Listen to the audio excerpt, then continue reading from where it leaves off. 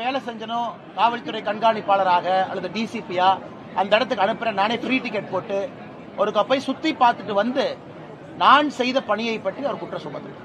ஆனா இன்னைக்கு அமைச்சரா இருக்கிறாங்க, மக்கள் வழிப்பணத்துல வாழ்ந்து கொண்டிருக்கிறார்கள், எதுக்கியா வேலை செய்யலன்னா நம்மளை திட்டதுதான் காலையிலிருந்து இரவு வரை அவங்க வேலையா இருக்காங்க. கேளுங்க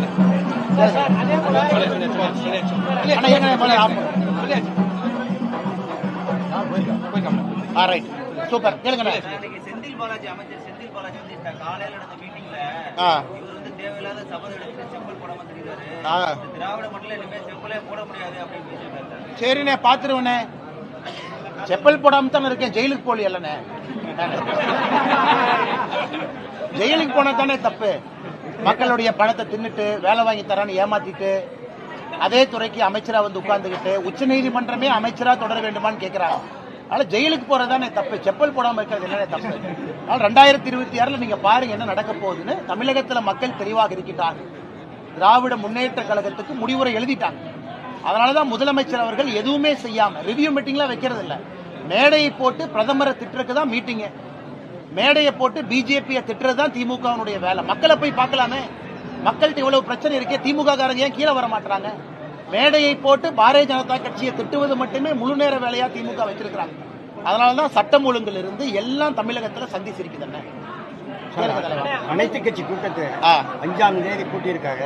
அதற்கு உங்களுக்கு அழைப்புதல் வந்திருக்கிறதாக நீங்க தெரிவிச்சிருக்கீங்க. ஆமாங்க ஐயா. அதுக்கு எழுத்துப்பூர்வமாக பதில் கொடுத்திருக்கீங்க. ஆமாங்க ஐயா. எழுத்துப்பூர்வமாக கொடுப்பதற்கு பதிலாக அனைத்து கட்சி கூட்டங்களையும் நேருக்கு நேர் சந்தித்து உங்களுடைய கருத்துக்களை தெரிவிக்க. ஐயா, நேருக்கு நேர் போலாங்க ஐயா. இப்ப கல்யாணத்துக்கு என்னை கூப்பிட்டு இந்த கல்யாண மேடையில் இருக்கிறோம், முறைப்படி இவங்க தான் மாப்பிள்ள இவங்க தான் பொண்ணுன்னு தெரிஞ்சதுக்கு அப்புறம் கல்யாணத்துக்கு வர்றேன். அனைத்து கட்சி கூட்டம் எது கூப்பிடுறாங்கன்னு தெரியாம எப்படிங்க ஐயா போறது? அங்க தொகுதி மறுசீரமைப்புக்கு அதுக்கு எந்த சம்பந்தம் இல்லைங்க ஐயா. தொகுதி மறுசீரமைப்பு நடக்கும் பொழுது தமிழகத்திற்கு எந்த விதமான பாதிப்பும் வராது. அது எப்ப வருதோ வரட்டும். அது 2026 வருதா 29 வருதா மறுசீரமைப்பு. நம்ம தெல்ல தெளிவா சொல்லியிருக்கோம், விகிதாச்சார அடிப்படை. பிரதமர் அவங்க சொல்லிட்டாங்க, உள்துறை அமைச்சர் சொல்லிட்டாங்க. இப்ப அனைத்து கட்சி கூட்டம் நாளை காலையில சட்டம் ஒழுங்குக்காக கூப்பிட்டோம். நாங்க போய் அறிவாலய வாசல்ல இருந்து உள்ள போறோம் செக்ரட்டரியேட்டுக்கு. நாளைக்கு காலையில பெண்களுக்கு எதிரான பாலியல் வன்கொடுமை எப்படி குறைக்கிறது அனைத்து கட்சி கூட்டம் நாங்க போறோம். ஏன்னா ஒரு திருமணத்துக்கு அழைச்சாலும் கூட எதுக்கு போகணும்னு தெரிஞ்சு போனா தான் அந்த நிகழ்வு சிறப்பா இருக்கும். 45 கட்சிகளை கூப்பிட்டு இருக்காங்க, முதலமைச்சருக்கே தெரியாது. இப்ப 848 சீட்டு வரப்போகுது, தமிழ்நாட்டுக்கு வந்து 12 சீட்டு அதுல குறையுங்கிறார். அப்படி இருக்கும்போது எப்படி சொல்றாரு? நாங்க சொன்னோமா? சொல்லல. மத்திய அரசுடைய அதிகாரிகள் தகவல் கொடுத்தாங்களா? இல்லைங்கன்னா. இல்ல முதலமைச்சர்கிட்ட சீக்ரெட் டாக்குமெண்ட் இருக்கு, அதுவும் இல்லை. அதனால முதலமைச்சர் அவர்கள் எந்த ஆதாரத்தின் அடிப்படையில் தொகுதி மறுசீரமைப்பு வரும் பொழுது தமிழகத்திற்கு பாராளுமன்ற உறுப்பினர்கள் குறையும் எப்படி சொல்றாங்க? குறையாதுன்னு ஆளுங்கட்சி நாங்க சொல்றோம், குறையாதுன்னு உள்துறை அமைச்சர் சொல்றோம், குறையாதுன்னு பிரதமர் சொல்றாங்க. அதை விட முதலமைச்சருடைய வார்த்தைக்கு நம்பிக்கை அதிகமான பார்லிமெண்ட்ல முடிவெடுக்கக்கூடியவங்க நம்ம கட்சிங்க, ஆளுங்கட்சி பாஜக. தொகுதி மறுசீரமைப்பு எப்ப வரும் பொழுதோ அந்த குழு போட்டு அதற்கு நல்ல ஒரு முடிவை எடுக்க வேண்டியதும் பாரதிய ஜனதா கட்சி, தேசிய ஜனநாயக கூட்டணி. நாங்க இல்லைன்னு சொன்னதுக்கு அப்புறம் முதலமைச்சருக்கு எந்த அதிகாரமும் இல்லாதவர் சென்னையில் உட்கார்ந்து இல்ல குறையும்னா எப்படி அந்த கூட்டத்துக்கு போறதுங்கன்னா?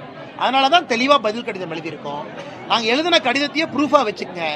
விகிதாச்சார அடிப்படையில் ப்ரோரேட்டா பேசிஸ்ல ஒரு தொகுதி கூட குறையாம எல்லா மாநிலத்திற்கும் சம வாய்ப்பு இருக்கும். ஆமாங்க ஐயா, ஆமாங்க ஐயா, நீங்களே நியாயமா சொல்லுங்க ஐயா. ஓராண்டுக்கு முன்பு ஒரே நாடு ஒரே தேர்தல் அரசியல் பண்ணாங்களா?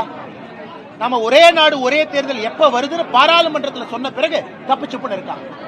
இவர்களுக்கு மக்கள் விஷயத்தை பத்தி பேசுவதற்கு நேரம் இல்லை.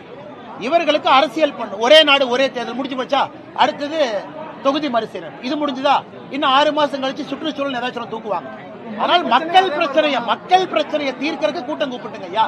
சம்பந்தமே இல்லாத பிரச்சனை, நம்ம சொல்லாத ஒரு பிரச்சனை, நாம் சொல்வதற்கு நேர் எதிரான கருத்து இருக்கக்கூடிய முதலமைச்சர் தொகுதி மறுசீரமைப்பு பத்தி சொல்றதெல்லாம் பொய்யுங்க ஐயா. அந்த கூட்டத்துக்கு எதுக்கு ஐயா போனோம்? நீங்களே சொல்லுங்க. இலங்கை கடற்படையால் தமிழக மீனவர்கள் படகுகளை வரைக்கும் மீட்கவே இல்லை. 3வது நாட்கள் உண்ணாவிரத போராட்டத்தில் ஈடுபட்டிருக்காங்க. இப்ப நாம நம்முடைய மீனவ சொந்தங்களை சந்திக்க இருக்கிறோம். நம்முடைய வெளியுறவுத்துறை அமைச்சர் ஐயா ஜெய்சங்கர் அவர்கள் 10ஆம் தேதிக்கு பிறகு நேரம் கொடுத்திருக்காங்க டெல்லியில. 10ஆம் தேதியிலிருந்து 15ஆம் தேதிக்குள்ள அண்ணன் கருப்பு முருகானந்தம் அவர்கள் நாகை, ராமநாதபுரம், புதுச்சேரி, காரைக்கால் இந்த பகுதியினுடைய மீனவ தலைவர்களை கூட்டிட்டு போறோங்கண்ணா. இதுல நாம 2 விஷயத்தை தொடர்ந்து வைக்க போறோம். ஒன்று, இலங்கையினுடைய புது அதிபர் வந்த பிறகு கைதுகள் அதிகமாக இருக்கு.